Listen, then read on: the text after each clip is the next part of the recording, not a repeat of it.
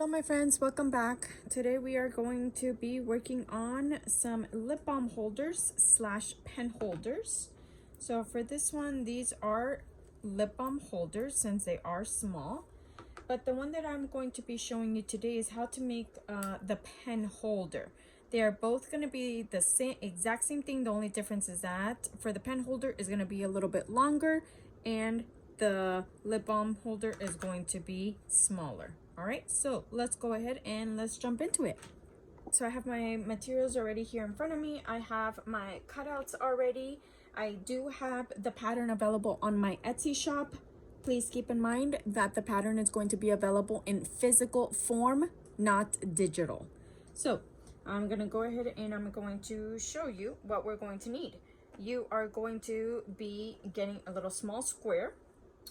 You are going to be needing 2 pieces for the interfacing and 2 pieces for the outer layer. And you will either need a clamp, a 3/4 inch clamp, or a hook. So either one works. I'm going to show you how to do it with this one, but it will be the same concept if you were to use it with this one. So let's go ahead and let's jump into it. So again, if you purchase the pattern from me on my Etsy shop, this is what you'll be receiving. You'll be receiving your pattern for your outer layer and your interfacing and your little square. Okay, so let's go ahead and jump into it. Okay, so I have my outer layer facing down. Now remember, both of the patterns are going to be available on my Etsy shop for the pen holder and for the lip balm holder. It's going to be the same concept. The only difference is one is longer and the other one's shorter. So what I'm going to do is I'm going to go ahead and place my interfacing down. So remember, the shiny part is going to be facing down. And the interfacing is a little bit shorter than the outer layer because we are going to use this later on and you'll see why. So here's my other one and shiny part facing down. And I'm going to go ahead and I'm going to iron both of these down. My interface is already ironed on my outer layers. The next thing that I'm going to do is I'm going to go ahead and put both outer layers together, right sides together, and I'm going to go ahead and I'm going to pin them down. You're going to go ahead and pin it down, making sure that both of the edges are covered. After you're done, you're going to go ahead and you're going to sew right where the interfacing begins, and you're going to sew all the way down and across, and you're going to do the same thing on the other side as well. So you're going to sew all along the edges and on the bottom, only where the interfacing begins. So our edges are already all sewn, and making sure that everything is also on the bottom sewn all the way around, making sure that we started and stopped where our interfacing began. So the next thing that we're going to do is we're going to go ahead and cut out any extra excess of fabric. So you're going to go ahead and cut it out so that way when we turn it around, we do not have bulky fabric once we turn it around. So make sure that we are cutting close to the edge, and once you do that, the bottom, don't forget the bottom. And once that's already cut out, make sure that also the edge is nice and neat and cut off, so that way when we turn it around, we have a nice corner edge. So the next thing that we're going to do is we're going to go ahead and turn it inside out now. So what I do is I make sure to press it so that way I can have space. And what I like doing is I like using a stick so it can help me turn it inside out, since I know it's going to be difficult and it can be hard at first, but then once you have the groove on it, you'll be able to turn it around easy. So here we go, making sure that once you get here, poke the edges, and you can even poke them with the scissor just a little bit So that way the edge can come out. And then the other side as well. You have a nice little edge. Once you do that, you can go ahead and continue turning it around. And there we go. Almost done. Now the next thing that we want to do is we want to make sure that we flatten it out. So you're gonna go ahead and you're gonna iron it down.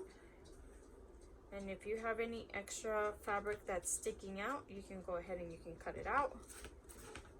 And we're gonna iron it so that way it can be nice and flat.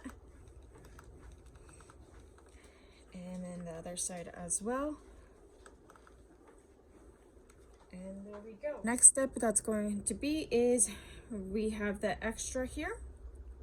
And this is why I said that the interfacing is going to be a little bit shorter, because we are actually going to bring in that extra fabric.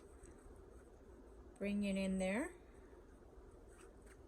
And making sure that we push it all the way down. And if you want to make sure that it's nice and neat and straight for when you are ready to sew, we can go ahead and iron it down. And there we go.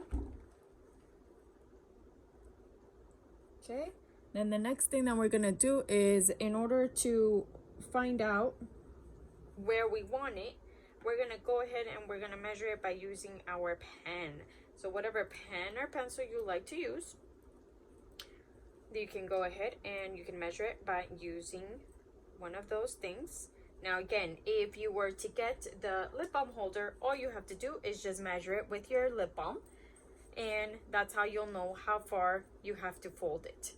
So I want it right there, and I'm gonna go ahead and I'm gonna clip it down and clip this down, and there we go. Now the next thing that we're going to do is we're going to put this on the side. And the next thing is our little square. So with our little square, we're going to go ahead and we're going to fold it in half. And this is going to be our clip holder. So now what I'm going to do is I'm going to go ahead and go to the sewing machine, and I'm going to sew on the edge right here, very close as I can. So all the way down. So let's go ahead and let's go to our sewing machine. I went ahead and I sewed right here on the edge. So what I'm going to do now is I'm going to flip this inside out. And if you have a hook, something that you can turn it a lot easier, then that's perfect. If not, you can use anything that you can to turn it around. In this case, I'm using my pinky and my fingernails. And there we go. Okay, so now the next thing that I'm going to do is I'm going to go ahead and iron this down to make sure that it's nice and flat.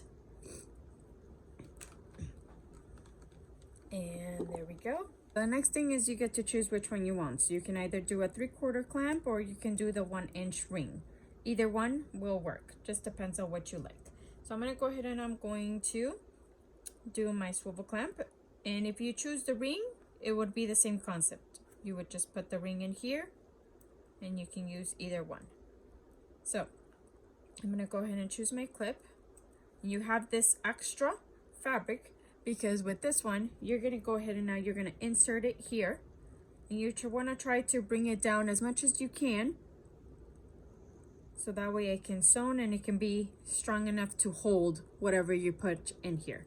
So here, before you continue on as well, you can put your label if you like. So I have my label. I'm not going to sew it in here though, because this one's going to be a personal one, so it's going to be for myself. So, and I like saving my labels for my customers, but I just want to show you. So if you have a label, you can go ahead and you can insert it, and if not, then you can go ahead and skip that step. So the next step is where to sew. So it is optional how you want to sew it. The way I would sew it is on the edge. I would sew from here, go all the way around and sew down.